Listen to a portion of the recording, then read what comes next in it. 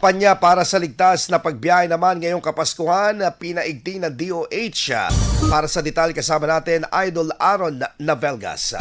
104.7 IFM. Report!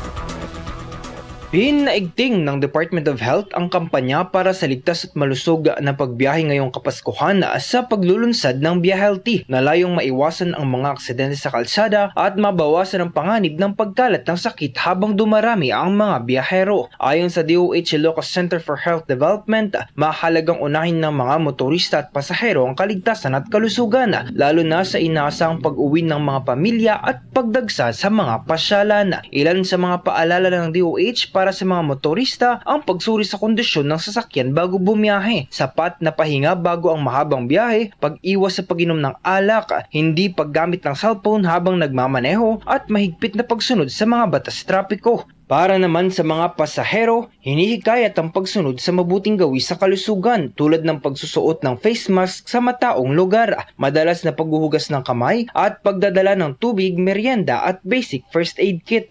Kasabay nito, pinaalalahanan din ng publiko na manatiling kalmado at mapagpasensya sa gitna ng mabigat na trapiko upang maiwasan ang stress at mga insidenteng dulot ng init ng ulo. Muling iginiit ng DOH na ang ligtas at malusog na pagbiyahe ngayong Kapaskuhan ay pananagutan ng lahat. Kasama mo sa IFM News Dagupan, Idol Aaron Navelgas sa TAC IFM.